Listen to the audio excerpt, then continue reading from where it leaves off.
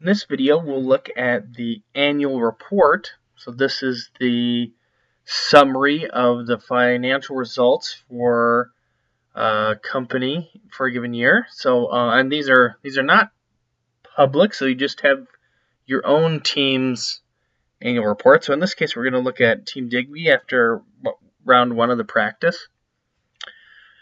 So the first thing in the annual report is the balance sheet. So this is a snapshot of the financial position of the firm at the end of the round. And so right away, you'll notice that there is a listing of assets followed by liabilities.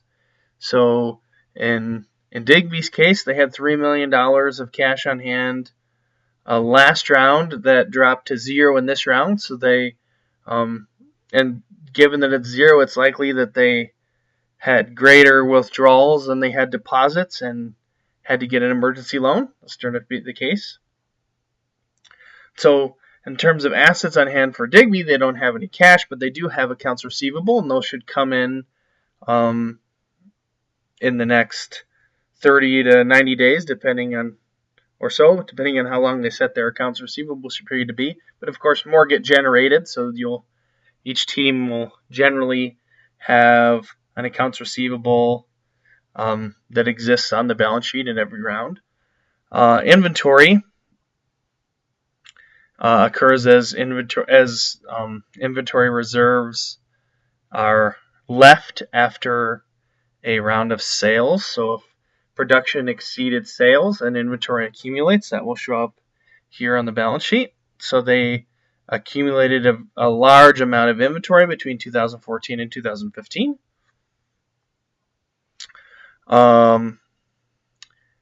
Moving down to the illiquid assets, like we have plant and equipment. So the Team Digby had $113 million in plant that increased to $121 million. So that would have taken some cash to produce that increase.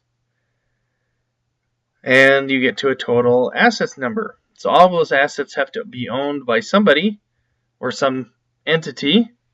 So in the case of Digby, some is owned by bills. So these are vendor payments that have been delayed. And how much they're delayed is set within the simulation. Team Digby has current debt. So this is debt due within one round. Some of that is emergency loan, but some could be actual current debt proper. And then they have a sizable amount of long-term debt. So a significant portion of Team Digby's assets are financed with debt. The remainder is with common stock and retained earnings. So the balance sheet, for the most part, is interesting in terms of knowing what the cash position is and what assets have accumulated that were maybe consuming cash. And you can get a better view on cash specifically by looking at the cash flow statement. Notice we have this nice bar summary where we show that Team Digby had significant loss operating the firm. So there was that was a big drain on cash in hand, just doing the operations, and then they invested as well in new plant. So they did raise money through financing, but it was not enough to cover the operating deficit, and so resulted in a change in cash. So so we can see how that all happened over here in this part of the cash flow statement. So we have our pretty significant cash expenditure on inventory, and that produced a large drain on the cash reserves. So we have a $12 million loss to cash from operations because we have a $21 million cash contribution to inventory levels. So this ended up being funded by an increase in current debt. And so that was the financing activity that made this work. Now, the best part in terms of strategic usefulness in the annual report is this statement, the income statement. And in this annual report for the simulation, the income statement is broken down by product. So each product has their own income statement. And so sales are tracked independently by product, as are costs, margin, and ultimately profit. And so we can see there's a pretty significant difference in terms of scope. Dell for Digby is more than 3 times the sales of Dune, and also more than 3 times the operating profit in terms of dollars, and almost 5 times in terms of net margin.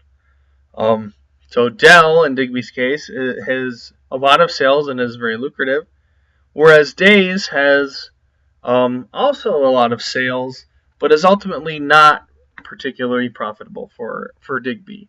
So they have a lot of revenue coming in, but it's not producing income. So the income statement in the annual report is a great place to go troubleshooting to try to find products that need help or adjustment.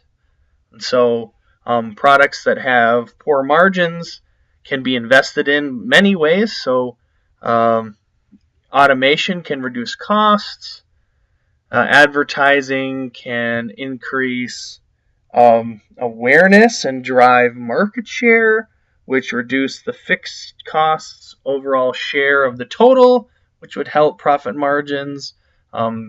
There are certain TQM initiatives that can reduce variable costs or increase demand or increase awareness. Or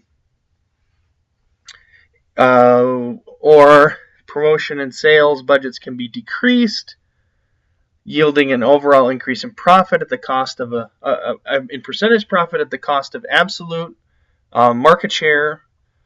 So there are many, many different strategic methods to come at changing the numbers in the income statement, but it's the annual report income statement that is probably the best in terms of knowing strategically where to target your efforts, which products and which issues with which products. So this is a useful screen for making decisions. And the annual statement concludes with a year-over-year look at some key metrics. And in a different sheet, I'll show you in a different video, they have some bar chart summaries of many dimensions for each individual product, but that's not in the annual report.